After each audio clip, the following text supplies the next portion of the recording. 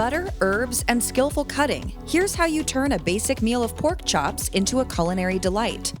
Hi, Mom. Hi, Alice. What's for dinner? Pork chops. Pork chops have a rich culinary legacy. There is no lack of unique ways to serve up your pork chops. It seems the only real hard and fast standard is that for food safety, the National Pork Board recommends getting your pork chops to an internal temperature of at least 145 degrees Fahrenheit, as consuming undercooked pork can expose you to illnesses and parasites. Just as undercooking pork can lead to problems, going too far in the other direction can leave you with a dry and bland meal. Ideally, cooking pork at the right temperature will ensure safety while resulting in a juicier, more tender cut of meat. In addition to maintaining the correct heat, there's another way to prevent chewy and flavorless pork, by treating your swine more like bovine instead. Just like with steaks, preparation methods for pork chops include baking, frying, and grilling. Food and Wine recommends you play up those similarities. Basting the chops in a mixture of butter and their own juices is the rule you should follow. While basting away won't guarantee you avoid the mistakes people make while grilling pork chops, preparing them as though they're cuts of beef isn't a mistake in and of itself. In fact, it's likely to make your pork as decadent as a juicy steak dish.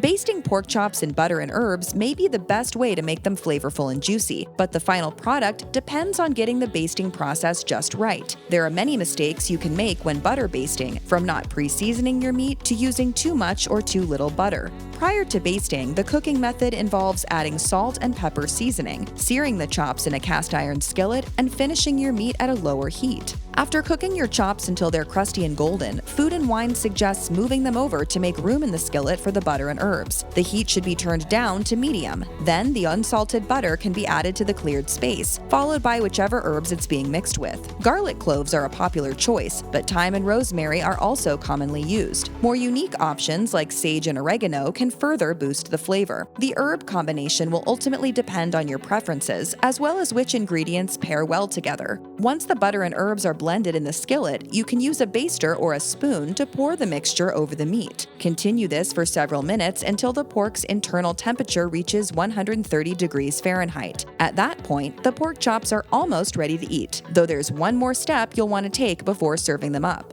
You'll want to perfect the dish by slicing your pork into pieces against the grain. This is a common presentation for dishes like steak frites, and it works just as well with other cuts of meat. Cutting against the grain makes the meat more tender and easier to chew. Anyone who's struggled to get down a particularly tough steak knows how important texture is to the overall dining experience. The grain refers to the muscle fibers present in meat, and it's harder to locate on lean cuts. As pork chops tend to be on the leaner side, their fibers may be difficult to pinpoint. They should resemble thin lines running through the pork. Once you find them, you'll want to cut directly across these lines rather than parallel to them. Otherwise, those eating your pork chops will need to bite through the muscle fibers themselves. That's what makes certain meats so infuriatingly chewy, and it's avoidable by slicing the grain in advance. Eat up, folks, eat up! Such strategies should be par for the course with any meat dish, and it's clear we can learn a lot from the preparation of steak. Proper basting and cutting can elevate pork chops from a dull everyday dish to a more decadent meal. The right sides further augment this dinner option. Creamy mashed potatoes or a refreshing salad balance pork nicely, adding new flavors and textures to the mix.